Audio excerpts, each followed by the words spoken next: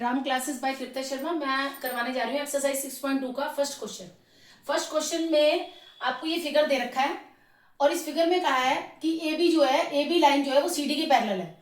ए B line जो है वो सी डी के पैरेलल है और आगे दे रखा है जो सी डी है वो ई एफ के पैरेलल है, सी डी है वो ई एफ के पैरेलल है। तो अल्टीमेटली क्या हुआ कि इसमें सी डी कॉमन है। ये जो सी डी जो बीच की लाइन है ये कॉमन है। कॉमन का मतलब है सी डी लाइन जो है वो ए बी के भी पैरेलल है और सी डी लाइन जो है वो ई एफ के भी पैरेलल है। तो इसका मतलब ये हुआ कि जो ए बी है वो ई एफ के पैरेलल होगी। और y और z की रेशो दे रखी है, y और z की रेशो है 3:7। सॉरी z यहाँ नहीं, यहाँ है z। y और z की रेशो दे रखी है 3:7। तो आपको x निकालना है।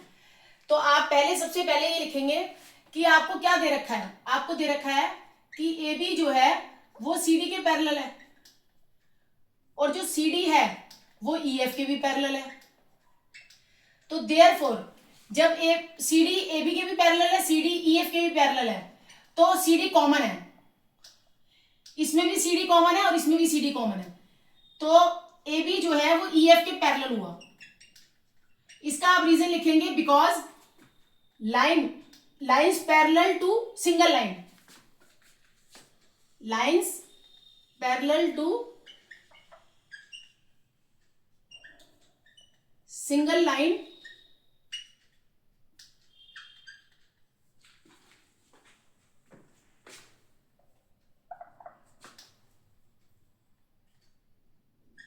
parallel to each other.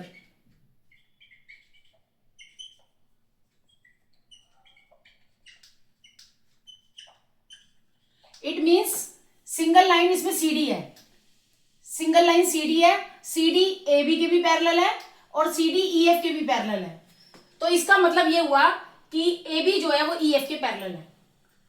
अच्छा, अब आपको रेशो दे रखी है y रेशो z जो है 3:7 दे रखा है। तो हम रेशो को ए मान लेंगे, लेट रेशो बी ए।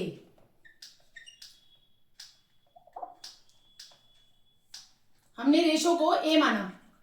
जब ए माना तो y हो गया आपका 3a और z हो गया आपका 7a। यहां आप लिख भी लें, सिंस आपको दे रखा है y रेशो z 3:7 दिया हुआ है, ये गिवन है।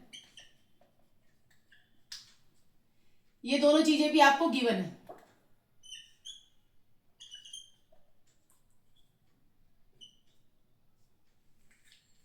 y रेशो जेड भी y जेड रेशो जेड 3:7 दे रखा है, ये गिवन है। तो रेशो को हमने a मान लिया, तो y हो गया आपका 3a और z हो गया आपका 7a। अच्छा, आप ये देखें, मैंने आपको लास्ट क्लास में ये कहा था कि जब हमारा पैरेलल लाइंस में z बनता है तो अल्टरनेट एंगल होते हैं। ये देखो आपका ये z बन रहा है, ये z बन रहा है।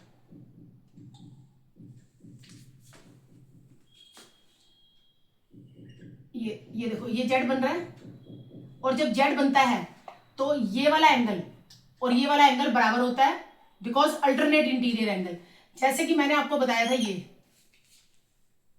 मैंने आपको बताया था अल्टरनेट इंटीरियर एंगल आपके हमेशा आपको z बना के देखने हैं, ये और ये। इसमें आपका x आ रहा है और इसमें आपका z आ रहा है।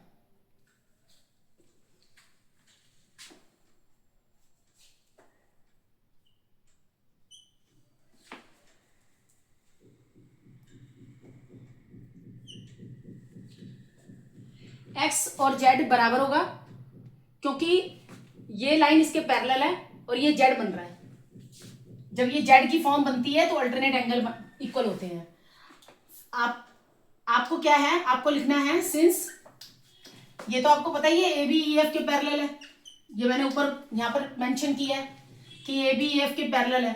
तो जब ए बी ई एफ के पैरेलल है तो x और z इक्वल होंगे। क्यों होंगे equal? Because alternate interior angle.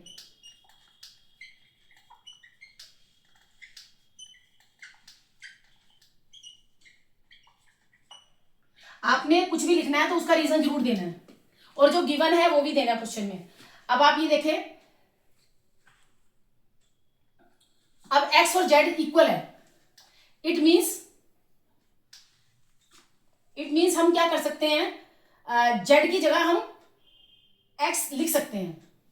अगर जेड 7a है इसका मतलब एक्स भी 7a है। ऐसा इसलिए क्योंकि एक्स और जेड इक्वल है। एक्स और जेड इक्वल है। क्यों इक्वल है? क्योंकि अल्टरनेट इंटीरियर एंगल है। इसका मतलब हम जेड की जगह एक्स लिख सकते हैं। इसमें हमने जेड की जगह एक्स लिख दिया। जेड आपको ऐसे बनाना, नहीं तो 2 लगता है। हमें हमेशा ज्यादातर जेड जो है हमें ऐसा बनाना होता है, नहीं तो फिर हम जब क्वेश्चन सॉल्व करते हैं तो फिर जेड हमें पता नहीं चलता, हम उसको 2 करके लिख लेते हैं, गलत हो जाता है हमारा। तो इसलिए हमेशा जब भी जेड बनाए तो ऐसे ही बनाए। तो आपने जेड की जगह एक्स लिख दिया यहाँ पे। अच्छा, अब आप इधर आ जाओ। अब ए बी जो है वो सी डी के पैरेलल है, क्वेश्चन में दे रखा है। तो जब ए बी सी डी के पैरेलल है और ये ट्रांसवर्सल है, तो ट्रांसवर्सल के सेम साइड एंगल का सम कितना हुआ? 180। ए बी सी डी के पैरेलल है, ए बी सी डी के पैरेलल है और ये ट्रांसवर्सल है, तो ट्रांसवर्सल के सेम साइड एंगल का सम कितना हुआ? 180। तो आप यहां लिखिए since A B parallel C D. तो जब ए बी सी डी के पैरेलल है तो x plus Y is equal to कितना हुआ? 180। ऐसा इसलिए because co interior angle.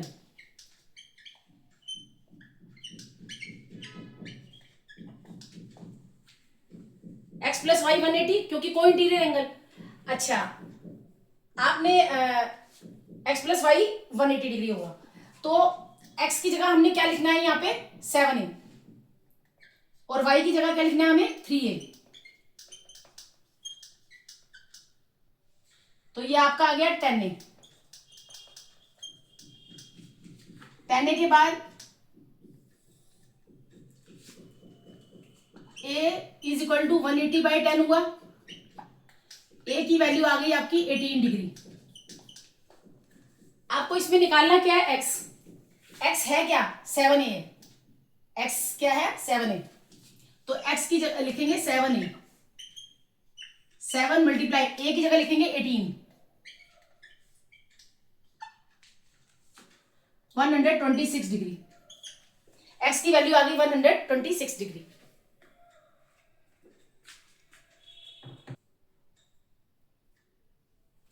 Question में दे रखा है आपको ए बी जो है वो सी डी के पैरेलल है और सी डी जो है वो ई एफ के पैरेलल है।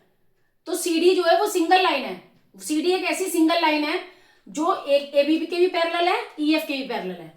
इसका मतलब ए बी जो है वो ई एफ के पैरेलल हुआ, क्योंकि ए बी सी डी के पैरेलल है और सी डी ई एफ के पैरेलल है। तो ए बी ई एफ के पैरेलल हुआ। ऐसा इसलिए क्योंकि lines parallel to single line parallel to each other. अब आप क्वेश्चन देखें, वाई और जेड की रेशो दे रखी है 3:7। तो हमने रेशो को ए मान लेना है। तो जब ए है तो वाई की वैल्यू हो गई 3a और जेड की वैल्यू हो गई 7a। अच्छा, हमने यहाँ जेड की जगह एक्स क्यों लिखा है ये मैंने आपको बता दिया है। जेड की जगह हमने एक्स इसलिए लिखा है क्योंकि जेड की जगह हमने एक्स लिखा है क्योंकि जेड और एक्स इक्वल है। इक्वल क्यों है? क्योंकि ये अल्टरनेट इंटीरियर एंगल है। अल्टरनेट इंटीरियर एंगल कब होते हैं? जब दो पैरेलल लाइंस में, एक ऊपर पैरेलल लाइन है और दूसरी पैरेलल लाइन है और ट्रांसवर्सल दे रखा है। ये ऊपर की पैरेलल लाइन है, ये दो पैरेलल लाइन है ऊपर और नीचे, बीच में ट्रांसवर्सल है। और जब जेड बनता है, जेड की फॉर्म बनती है, तो एंगल इक्वल होते हैं। इसमें ए बी जो है वो ई एफ के पैरेलल है। तो ये देखो आप, जेड बन रहा है, ये जेड बन रहा है। इसका मतलब एक्स और जेड जो है वो इक्वल है, अल्टरनेट एंगल है, अल्टरनेट इंटीरियर एंगल है। तो हमने क्या किया, यहाँ जेड की जगह हमने एक्स लिख दिया। ऐसा इसलिए क्योंकि एक्स और जेड इक्वल है। तो ए बी सी डी के पैरेलल है। जब ए बी सी डी के पैरेलल है और ये ट्रांसवर्सल है, ट्रांसवर्सल के सेम साइड जो एंगल होते हैं, ये ट्रांसवर्सल के सेम साइड एंगल है एक्स और वाई, इनका सम 180 हुआ और इसको हम लिखते हैं को इंटीरियर एंगल। तो एक्स की जगह लिखना है आपको 7a और y की जगह लिखना है आपको 3a। तो 7a 3a हो गया 180। 7a plus 3a is equal to 180। 7 और 3 हो गए 10a। 7 प्लस 3 हो गए 10a। तो a की वैल्यू हो गई 180/10, 18 डिग्री। अब आपको निकालना है x निकालना है। तो एक्स है क्या आपका 7a, एक्स 7a है। 7 मल्टीप्लाई ए की जगह लिखेंगे 18 डिग्री, तो 7 को 18 से मल्टीप्लाई करेंगे आ जाएगा आपका 126 डिग्री। आपको एक्स की वैल्यू पूछी है और वो हमने निकाल दी है। अगर आप इसको चेक करना चाहें तो ऐसे भी चेक कर सकते हैं कि हमारा ये आंसर ठीक है। जैसे कि आपने देखा ऊपर यहां पढ़ा है एक्स प्लस वाई 180 है, तो 180 होना चाहिए। एक्स प्लस वाई 180 है, तो 180 में से 126 माइनस करें तो ये आ जाएगा आपका 54 डिग्री। तो ये 54 डिग्री आ जाएगा। तो यहां पर ये 150।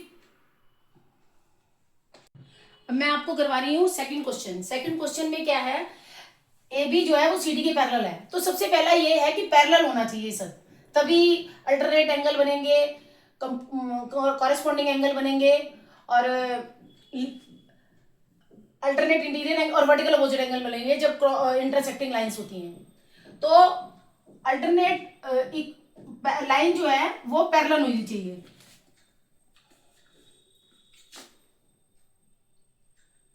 इसमें आप लिखें since A B parallel C D. सबसे फर्स्ट कंडीशन तो यही है कि ए बी जो है वो सी डी के पैरेलल है, और ई एफ जो है वो परपेंडिकुलर है। परपेंडिकुलर मतलब 90 डिग्री।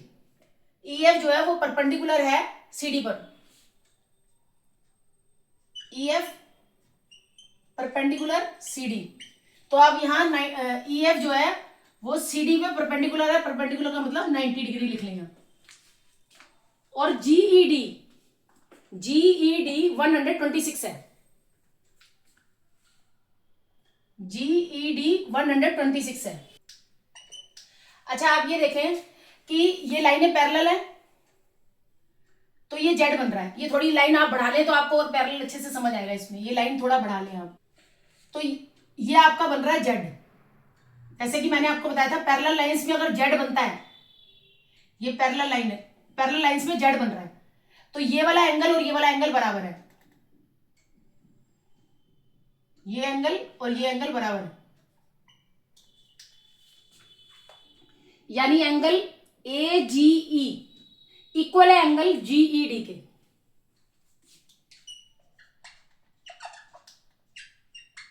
ऐसा इसलिए बिकॉज जो एंगल ए जी ई, ये दो पैरेलल लाइंस हैं, ए बी और सी डी। ए बी के पैरेलल सी डी है। अच्छा जब पैरेलल लाइंस होती है और जेड फॉर्म हो रहा है, ये देखो ये जेड फॉर्म हो रहा है, जैसे कि मैंने आपको बताया था जब जेड पे ये वाला एंगल इसके बराबर होगा, ए एंगल बी के बराबर होगा, क्योंकि अल्टरनेट एंगल है। एक मिनट सॉरी, यहां भी ये लिख लें, ये वाले दोनों एंगल बराबर होंगे। ये ए है तो ये भी ए है। ये एक ऊपर, ये दो लाइनें पैरेलल है, ऊपर और नीचे, और बीच में ट्रांसवर्सल है। तो जब पैरेलल लाइंस हो और बीच में ट्रांसवर्सल हो तो ये जेड फॉर्म हो रहा है। अगर ये एंगल ए है तो ये भी एंगल ए है। तो ए जी ई और जी ई डी ये दोनों एंगल इक्वल है, क्योंकि अल्टरनेट एंगल है, alternate interior angle.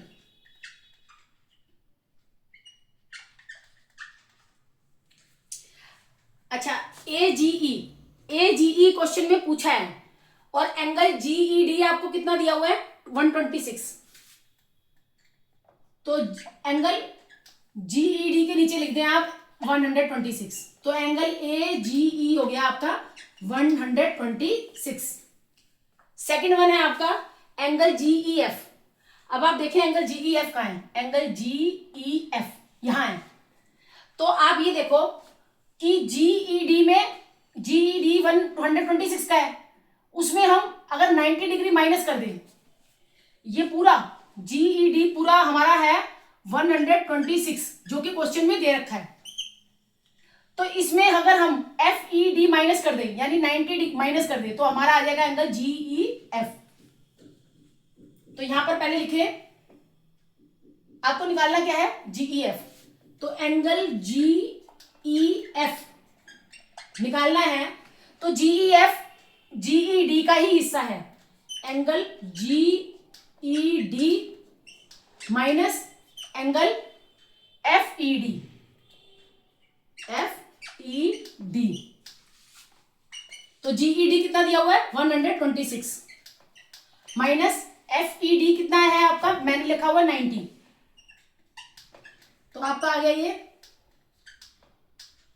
36 degree.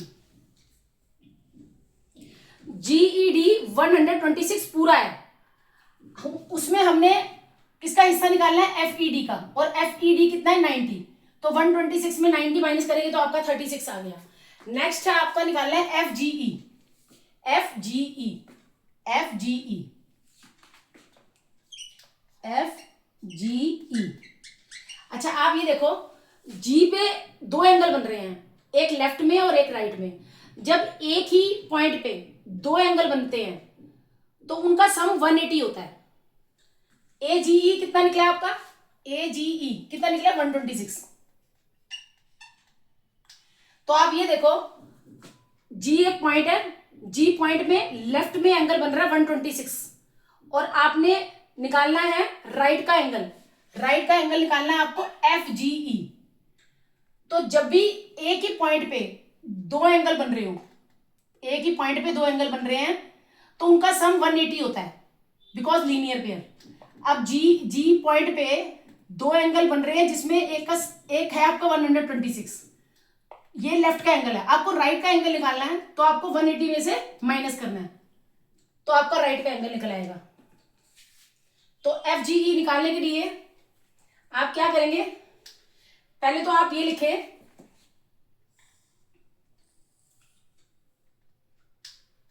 Since ए, आप ये लिखें, सिंस एंगल जी पे दो एंगल बन रहे हैं, एक ई को जा रहा है और एक एफ को जा रहा है। देखो जी पॉइंट पे जो एंगल बन रहा है वो एक ई को जा रहा है और एक एफ पे जा रहा है। तो आप यहां पर लिखो angle A G E plus angle F G E is equal to 180 degree, because linear pair.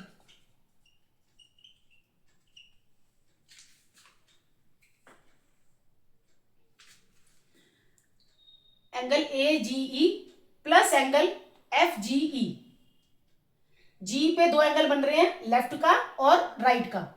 तो हमें क्वेश्चन में राइट वाला एंगल पूछा है, लेफ्ट का तो 126 दे रखा है। तो जब भी एक ही पॉइंट पे दो एंगल बनते हैं उनका सम होता है 180 डिग्री, 180, बिकॉज लीनियर पेयर। तो देखो बीच में दोनों तरफ जी आ रहा है, तो ए जी ई एक एंगल है, दूसरा एंगल है एफ जी ई, इन दोनों का सम 180 डिग्री है, बिकॉज लीनियर पेयर। तो ए जी ई कितना है आपके पास 126 degree plus angle F G E, ये निकालना है आपको।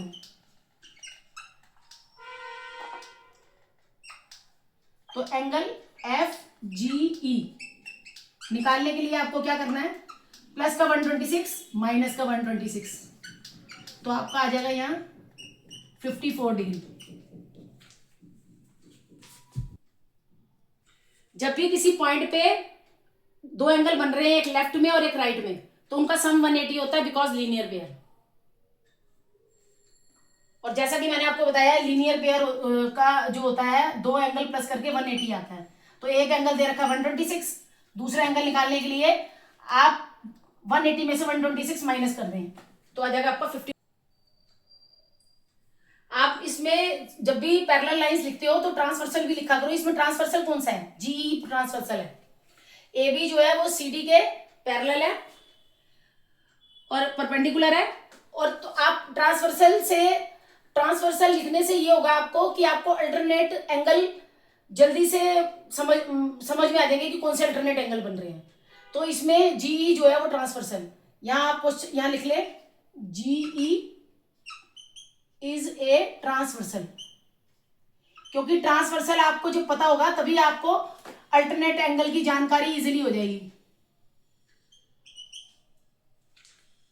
हर बार क्या होता है, ये ऊपर की पैरेलल लाइन, ये एक लाइन पैरेलल लाइन, एक ये ऊपर की और ये नीचे की, और ये बीच वाला ट्रांसवर्सल होता है। एक लाइन ऊपर एक लाइन नीचे और बीच वाला ट्रांसवर्सल। तो जब भी जेड बनता है तो ये वाला एंगल इसके बराबर होता है, बिकॉज अल्टरनेट एंगल। ये अंदर बनते हैं इसलिए इसको इंटीरियर भी लिखते हैं, अल्टरनेट इंटीरियर एंगल।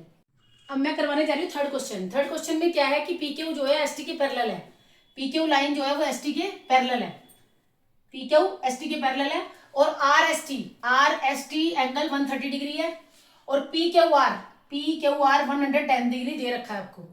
तो आपको क्यू आर एस निकालना है, क्यू आर एस, ये वाला एंगल निकालना है आपको। तो आप पहले इसमें कंस्ट्रक्शन करेंगे।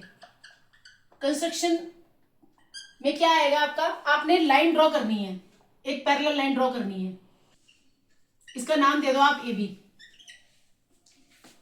Draw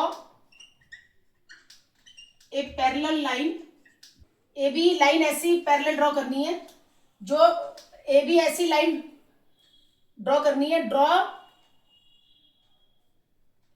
a parallel line A B, draw a line A B, draw a line A B, एक ऐसी लाइन ए बी ड्रॉ करनी है जो पैरेलल हो, किसके पैरेलल हो, पी क्यू के और एस टी के, parallel to P Q and S T, क्योंकि पी क्यू और एस टी तो पैरेलल हैं, पी क्यू और एस टी पैरेलल है। तो हमने एक लाइन ए बी ड्रॉ करनी है जो पी क्यू और एस टी के पैरेलल हो। अच्छा, अब आपने क्या करना है, आर पे आर पॉइंट जो है उस पे 3 एंगल बन रहे हैं। तो इस एंगल को मान लो आप ए, इस एंगल को मान लो आप बी, और ये जो एंगल निकालना है आपको क्यू आर एस, इसको मान लो आप सी। तो आप यहां लिखें let angle Q R S is equal to सी।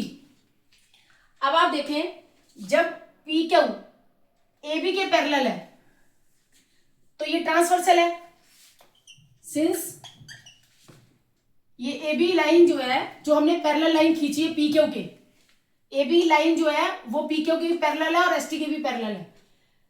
तो जो हमने लाइन पी क्यू के पैरेलल बनाई है, since A B parallel P Q and transversal Q R, आपको ट्रांसवर्सल देखना भी जरूरी है, क्योंकि ट्रांसवर्सल से ही आपको अल्टरनेट एंगल का पता चलेगा और को इंटीरियर एंगल के बारे में जानकारी होगी।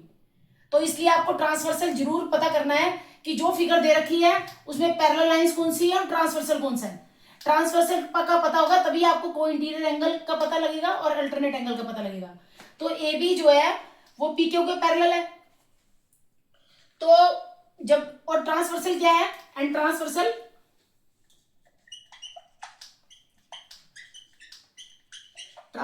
क्यू आर है इसमें। तो देयरफॉर ये angle P Q R plus angle A, P Q R और plus angle A is equal to 180 degree हुआ। ऐसा इसलिए बिकॉज को इंटीरियर एंगल, क्योंकि ये ट्रांसवर्सल के सेम साइड है। मैंने आपको बताया कि क्यू आर ट्रांसवर्सल है और ट्रांसवर्सल के सेम साइड एंगल का सम कितना होता है, 180, बिकॉज इसमें को इंटीरियर एंगल। तो पी क्यू आर कितना दे रखा है आपको, 110 डिग्री प्लस ए हमें मालूम नहीं है, प्लस का 110 माइनस का 110, तो ए की वैल्यू आ गई आपकी 70 डिग्री। अब आप आगे देखें, अब आप ये बी एंगल निकालना है, ए तो हमारा निकल गया, बी निकालना है। फिर वही सब लिखेंगे हम सिमिलरली, जैसे इधर किया था वैसे इधर आएगा। Since S T parallel A B के है, तो देयरफॉर जब ये वाली लाइन इसके पैरेलल है और ट्रांसवर्सल कौन सा हुआ इसमें, एस आर, आपको ट्रांसवर्सल जरूर लिखना है, एंड ट्रांसवर्सल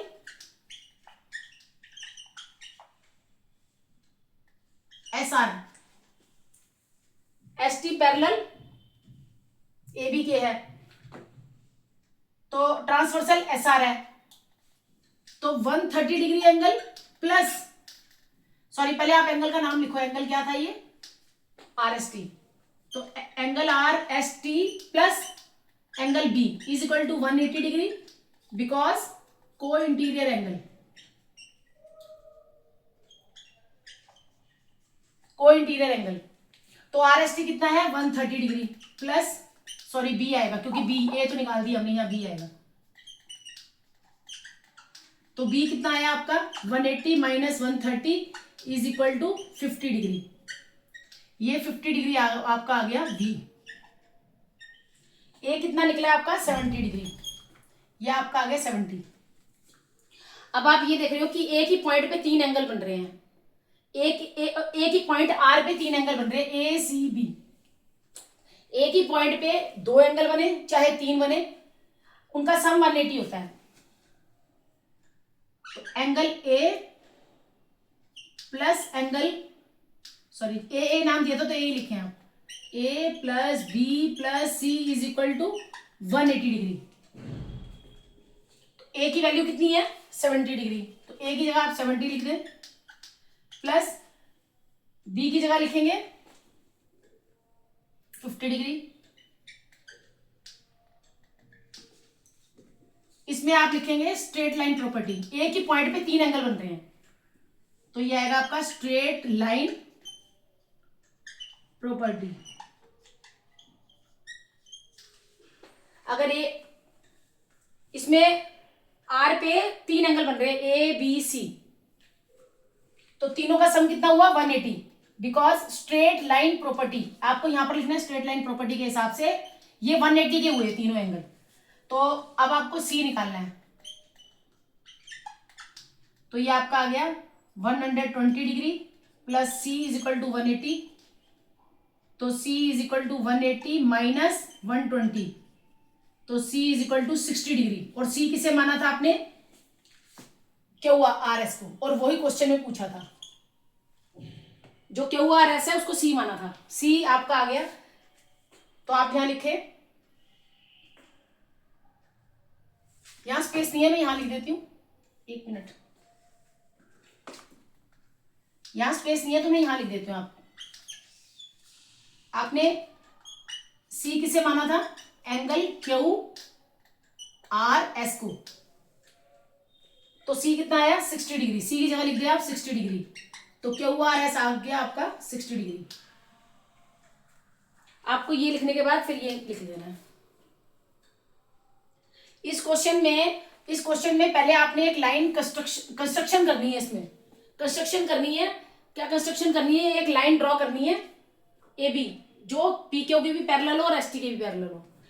तो पी क्यू ए बी के पैरेलल बनाई है, तो जब पी क्यू ए बी के पैरेलल है तो क्यू आर ट्रांसवर्सल है, क्यू आर ट्रांसवर्सल है, क्यू आर ट्रांसवर्सल है, और ट्रांसवर्सल के सेम साइड एंगल बन रहे हैं 110 और ए, इनका सम जो है वो 180 होगा, बिकॉज ये को इंटीरियर एंगल है। सेम यही एस टी ए बी के पैरेलल है, तो आर एस टी और बी 180 होगा, बिकॉज को इंटीरियर एंगल। तो ये 50 आ गया, और ये आपका आ गया था, ए की वैल्यू आ गई थी आपकी 70 डिग्री। अब आर पे 3 एंगल बन रहे हैं, ए बी और सी, तो ए बी सी 180 डिग्री हुआ, 3 एंगल बन रहे हैं, तो स्ट्रेट लाइन प्रॉपर्टी के हिसाब से ये तीनों एंगल का सम 180 है। तो 70 50 हो गया 120, तो 180 में से 120 माइनस किए तो 60 डिग्री। सी की वैल्यू आ गई आपकी 60, और सी है क्या Q R S, Q R S, C जो है क्यू आर एस को माना था हमें। और इसमें ट्रांसवर्सल एस आर है,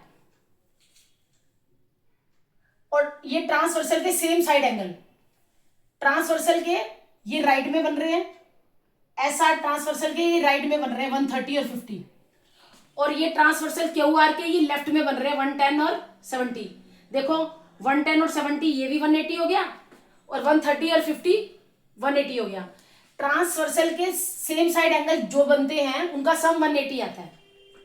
इसमें एस आर ट्रांसवर्सल है, इसके राइट में एंगल बन रहे हैं 130 और 50 180, और क्यू आर ट्रांसवर्सल है, इसके लेफ्ट में एंगल बन रहे हैं 110 और 70, इनका सम भी 180।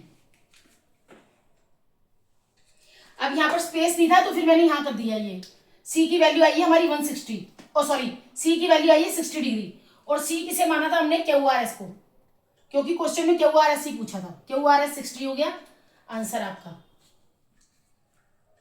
इन क्वेश्चंस में आपको मेन अल्टरनेट एंगल कौन से होते हैं और कोई इंटीरियर एंगल कौन से होते हैं, ये अगर नॉलेज हो जाएगी तो बहुत इजी है, बहुत इजी चैप्टर है। आगे 6.3 भी 7 भी मेन आपको पैरेलल लाइंस के अंदर ट्रांसवर्सल कौन सा है, अल्टरनेट एंगल कौन से बन रहे हैं, को इंटीरियर एंगल कौन से बन रहे हैं, कॉरेस्पॉन्डिंग एंगल कौन से बन रहे हैं, इन सब की जानकारी होगी अच्छे से, तो आपको आपके सवाल में कहीं दिक्कत नहीं आएगी। आपको कोई भी क्वेश्चन आपके सामने आएगा तो आप कर लोगे कहीं का भी।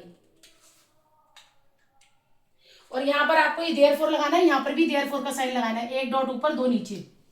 और जो भी आप लिखेंगे उसका रीजन जरूर देंगे कि RST और B180 क्यों है, क्योंकि को इंटीरियर एंगल है, यहाँ पर भी को इंटीरियर एंगल। ये थोड़ा अब इसके नीचे स्पेस नहीं था तो मैंने यहाँ शो कर दिया है। यहाँ आपका C निकला है, C निकला है आपका 60 डिग्री, तो C किसे माना था, QRS को, तो QRS 60 डिग्री हो गया। अब मैं आपको करवाने जा रही हूँ फोर्थ क्वेश्चन। फोर्थ क्वेश्चन में क्या है कि AB जो है वो CD के पैरेलल है, ये AB लाइन है, ये CD के पैरेलल है। अच्छा, इसमें APQ आपको दे रखा है 50 डिग्री, PRD दे रखा है 127 डिग्री। आपको X और Y की वैल्यू निकालनी है। क्वेश्चन बहुत इजी है, थोड़ा बस ध्यान देने कि कौन से पैरेलल लाइंस है, कौन सा ट्रांसवर्सल है, कौन से अल्टरनेट एंगल है, ये सब। अच्छा, आपको ये दे रखा है कि AB जो है वो CD के पैरेलल है। अच्छा, जब AB CD के पैरेलल है तो इसमें ट्रांसवर्सल क्या है, PQ। ये AB लाइन CD के पैरेलल है, ट्रांसवर्सल हो गया and transversal PQ, PQ transversal है। तो देयरफॉर आपको मैंने बताया कि ये Z बन रहा है, ये पैरेलल लाइंस में ये Z बन रहा है, ये देखें, ये Z बन रहा है, ये Z बन रहा है इसमें। तो जब Z बनता है तो अल्टरनेट एंगल होते हैं, और अल्टरनेट एंगल होते हैं तो अल्टरनेट एंगल इक्वल होते हैं। तो therefore X is equal to 50 degree हो गया। ऐसा इसलिए because alternate interior angle, alternate interior angle, क्योंकि ये AB लाइन जो है वो CD के पैरेलल है, PQ ट्रांसवर्सल है। और जब मैंने कहा था कि ट्रांसवर्सल पैरेलल लाइंस पे Z बना रहा हो, पैरेलल लाइंस पे ये ट्रांसवर्सल PQ जो है वो Z बना रहा है, ये Z फॉर्म कर रहा है, ये Z फॉर्म कर रहा है PQ ट्रांसवर्सल AB और CD पे। PQ ट्रांसवर्सल जो है वो AB और CD पे Z फॉर्म कर रहा है। तो जब Z फॉर्म कर रहा है इसका मतलब ये देखो, ये Z फॉर्म कर रहा है, तो ये वाला एंगल और ये वाला एंगल बराबर है, ये X और ये 50 ये बराबर है, तो ये भी 50 हुआ। अगर यहां 50 है तो X भी 50 हुआ, X जो है वो 50 हो गया। अच्छा, अब आगे देखो, आगे क्या है, अब यहां पर ये फिर बना रहा है। अब एक फिर लिखें आप, AB जो है वो CD के पैरेलल है, फिर से लिखें तो और अच्छे से समझ आएगा। AB CD के पैरेलल है एंड ट्रांसवर्सल, इसमें ट्रांसवर्सल कौन सा है, PR, एंड ट्रांसवर्सल PR। तो ये देखो, ये भी Z फॉर्म हो रहा है, PR ट्रांसवर्सल जो है वो भी Z बना रहा है, ये देखो वो भी Z फॉर्म हो रहा है। ये PR ट्रांसवर्सल है, AB के पैरेलल CD है, तो PR ट्रांसवर्सल जो है वो Z फॉर्म कर रहा है। और जब Z होता है, Z फॉर्म करता है, तो मैंने बताया कि जब Z बनता है तो अल्टरनेट एंगल होते हैं।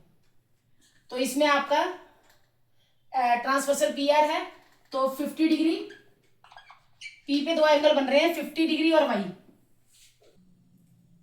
50 degree plus Y is equal to 127 degree because alternate interior angle. अब आपको Y निकालना है, तो प्लस का 50 वहां जाके माइनस का 50, तो यह आपका आ जाएगा y is equal to 77 degree. 127 में से 50 डिग्री है 77 डिग्री। x और y पूछा था वो हमने निकाल दिया। आपको मेन बस इस क्वेश्चन में ये ध्यान रखना है कि पैरेलल लाइंस कौन सी हैं और ट्रांसवर्सल कौन सा है।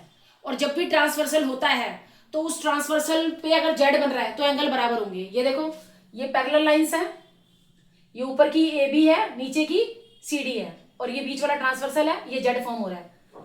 यहाँ पर ये छोटा जेड फॉर्म हो रहा है, ये देखो ये बड़ा जेड फॉर्म हो रहा है, ये बड़ा जेड है, इसमें ट्रांसवर्सल पी आर है, और ये बड़ा जेड फॉर्म हो रहा है। सेकंड जो आपको वाई निकालना है उसमें ये देखो ये बड़ा जेड फॉर्म हो रहा है, तो इसमें आपको लिखना है 50 plus Y is equal to 127 degree alternate interior angle. इसमें आपको एक और लिख लो एंगल एपीआर। 50 डिग्री की जगह लिखेंगे हम angle A P R, sorry 50 plus Y की जगह एपीआर यहां पर लिख लेना आप। एंगल एपीआर इक्वल है एंगल पीआरडी के, अल्टरनेटिव इंटीरियर को लिखेंगे आप एंगल एपीआर। एपीआर में आएगा आपका 50 degree plus Y is equal to angle P R D 127 degree. तो y is equal to 127 minus 50, तो y is equal to 77 degree. और एपीआर पीआरडी के बराबर क्यों है? Because alternate interior angle.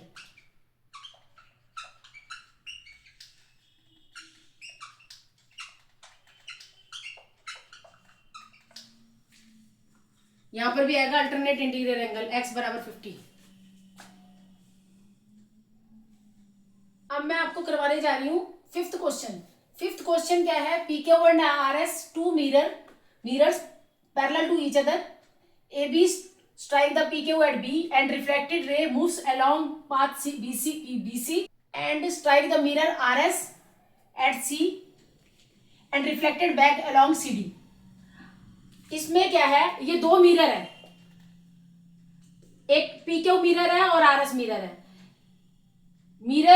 ये मिरर जो रखे हुए हैं वो पैरेलल है, पैरेलल मिरर रखे हुए हैं।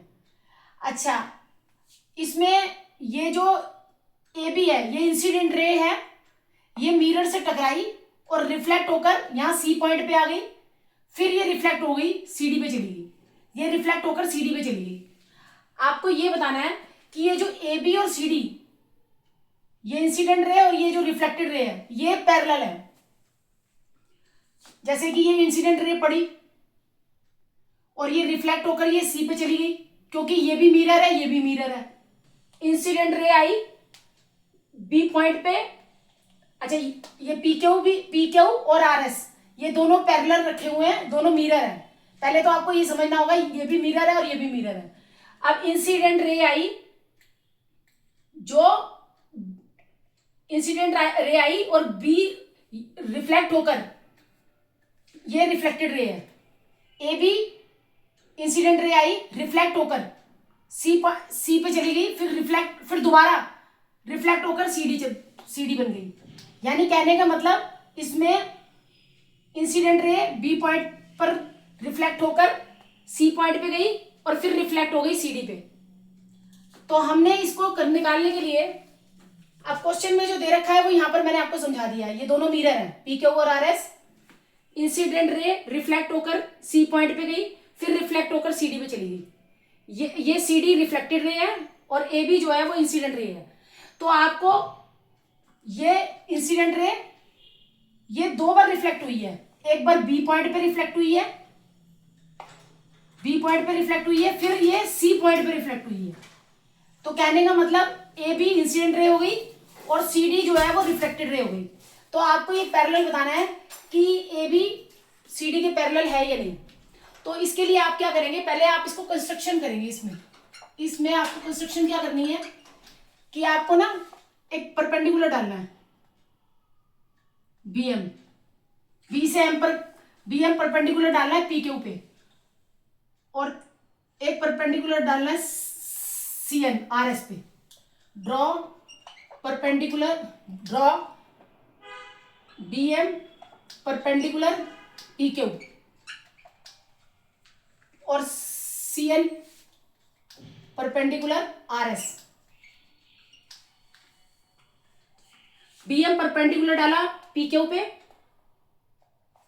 आपको इसमें प्रूफ क्या करना है कि ABCD के पैरेलल है या नहीं है, यानी इंसिडेंट रे रिफ्लेक्टेड रे के पैरेलल है या नहीं है। और ये 2 बार रिफ्लेक्ट हुई है, B पॉइंट पे रिफ्लेक्ट हुई है, फिर C पॉइंट पे रिफ्लेक्ट हुई है।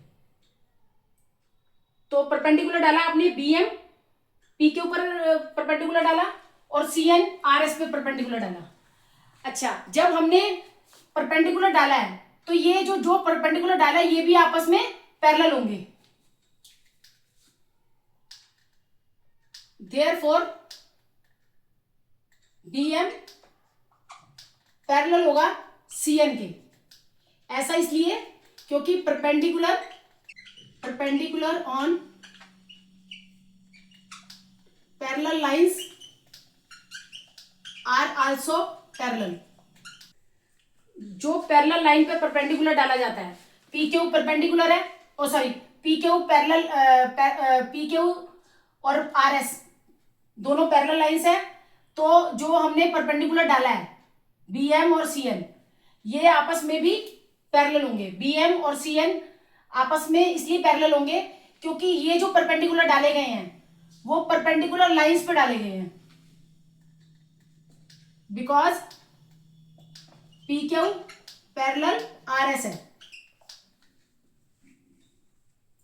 PQ RS के पैरेलल है, इसलिए जो परपेंडिकुलर BM और CN डाले गए हैं ये भी आपस में पैरेलल होंगे। आपको क्वेश्चन अच्छे से समझ आ जाएगा, तो इसमें बहुत इजी है, कोई दिक्कत नहीं है। अब आप इस ये ऐसे परपेंडिकुलर डालने से ये बन गया आपका एंगल 1 और ये बन गया आपका एंगल 2। यहां पर एंगल बन गया आपका 3 और ये एंगल बन गया आपका 4।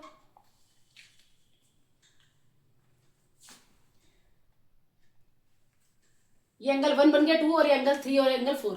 अच्छा, आपने लॉज ऑफ रिफ्लेक्शन में पढ़ा है कि जो इंसिडेंस एंगल है वो एंगल ऑफ रिफ्लेक्शन के बराबर होता है। तो देयरफॉर एंगल 1 बराबर एंगल 2 होगा और एंगल 3 बराबर एंगल 4 होगा। एंगल 3, 4 और 1, 2 बराबर होगा, क्योंकि लॉ ऑफ रिफ्लेक्शन यही कहता है। लॉ ऑफ रिफ्लेक्शन के हिसाब से, लॉ ऑफ रिफ्लेक्शन हमारा क्या कहता है कि angle of incidence is equal to angle of reflection, जो कि आपने साइंस का कंसेप्ट है, साइंस में पढ़ रखा है कि एंगल ऑफ इंसिडेंस बराबर होता है angle of reflection. I for incidence और R फॉर रिफ्लेक्शन।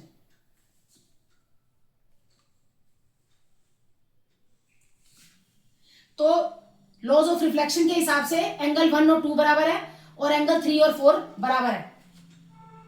अच्छा, जब एंगल 1 और 2 बराबर है, 3 और 4 क्यों बराबर है? क्योंकि दोनों में लॉज ऑफ रिफ्लेक्शन लग रहा है, इसमें भी लॉज ऑफ रिफ्लेक्शन लग रहा है। एंगल ऑफ इंसिडेंस, आई माने incidence, angle of incidence is equal to angle of reflection. अच्छा, अब आपको क्या करना है, अभी मैंने आपको क्या बताया कि पैरेलल कौन सा है, ये BM CN के पैरेलल है। तो आप ये देखो, BM और CN जब पैरेलल है तो ट्रांसवर्सल BC है, तो 2 और 3 अल्टरनेट इंटीरियर एंगल बन रहे हैं। तो जब अल्टरनेट इंटीरियर एंगल बन रहे हैं तो ये बराबर है। आप यहां लिखें सिंस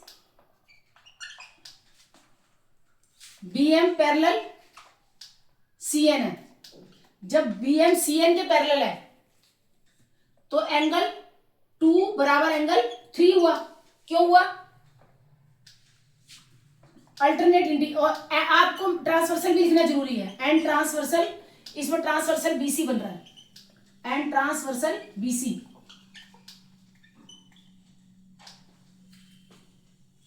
BM CN के पैरेलल है और ट्रांसवर्सल BC है, तो एंगल 2 और 3 बराबर होंगे, because alternate interior angle, alternate interior angle.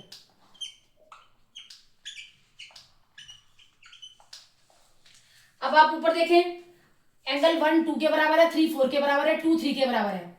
तो आपकी ये हो गई पहली इक्वेशन, ये हो गई आपकी दूसरी इक्वेशन, और ये हो गई आपकी तीसरी इक्वेशन। अब आप खुद देखें कि 1 2 के बराबर, 3 4 के बराबर है और 2 3 के बराबर भी है। तो फर्स्ट सेकंड थर्ड इक्वेशन के हिसाब से चारों एंगल आपस में बराबर हुए। From first second third and third equation के हिसाब से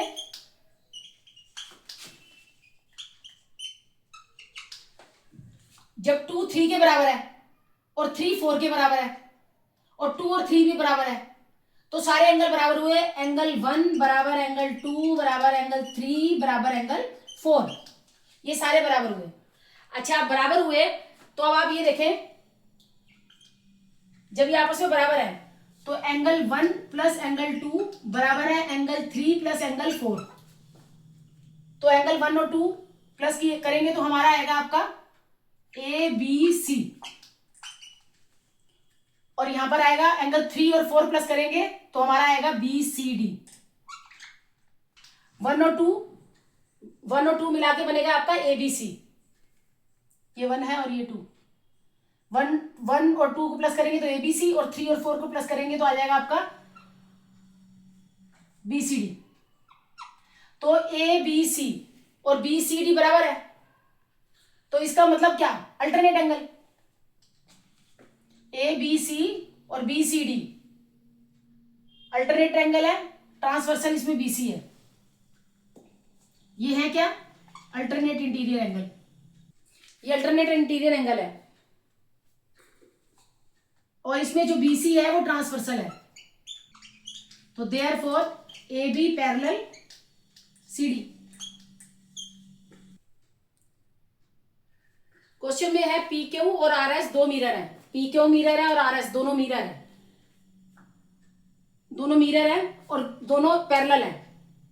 इसमें क्या है, एक ए बी इंसिडेंट रे आती है, वो बी पॉइंट पे रिफ्लेक्ट होकर सी पे चली जाती है, फिर सी डी रिफ्लेक्ट हो, सी पे डी पे, सी से डी पे रिफ्लेक्ट हो जाती है। तो यानी कहने का मतलब आपको प्रूफ क्या करना है कि जो ए बी इंसिडेंट रे है वो पैरेलल है सी डी रिफ्लेक्टेड रे के। A B parallel C D आपको प्रूफ करना है। तो प्रूफ करने के लिए पहले हमने क्या करना है, परपेंडिकुलर ड्रॉ करना है।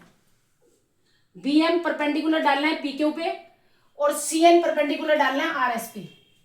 परपेंडिकुलर डालने से दो एंगल बन जाएंगे बी एम पे 1 और 2, और सी एन पे बनेंगे 3 और 4। अच्छा, एंगल 1 और 2 बराबर है और एंगल 3 और 4 बराबर है। ऐसा इसलिए क्योंकि इंसिडेंस रे जो होती है, लॉ ऑफ रिफ्लेक्शन जो कि हमने साइंस में कंसेप्ट पढ़ा हुआ है कि angle of incidence is equal to angle of reflection. Angle of incidence is equal to angle of reflection के हिसाब से एंगल 1 2 के बराबर है और एंगल 3 4 के बराबर है। तो जब एंगल 1 2 के बराबर है और एंगल 3 4 के बराबर है तो हमने ये बराबर लिख दिए। उसके बाद बी एम सी एन के पैरेलल है। बी एम सी एन के पैरेलल क्यों है, क्योंकि जब भी हम किसी पैरेलल लाइंस पे परपेंडिकुलर डालते हैं, पी क्यू पैरेलल है आर एस के, तो पी क्यू पे हमने पैरेलल पी क्यू पे परपेंडिकुलर डाला बी एम, और आर एस पे परपेंडिकुलर डाला सी एन। तो जो हमने परपेंडिकुलर डाला वो परपेंडिकुलर आपस में पैरेलल होगा। इसका आप रीजन लिखेंगे, परपेंडिकुलर ऑन पैरेलल लाइंस।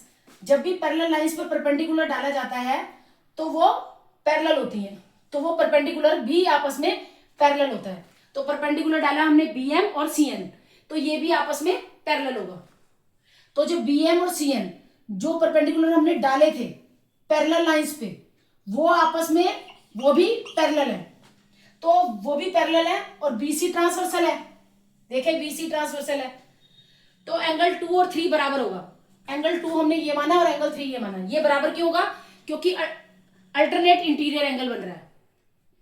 तो पहली दूसरी और तीसरी 3 इक्वेशन बन गई। First equation, second equation, third equation. 3 equation के हिसाब से ये सारे चारों जो एंगल है वो इक्वल होंगे। एंगल 1 2 के बराबर है, 3 के बराबर है, 4 के बराबर है।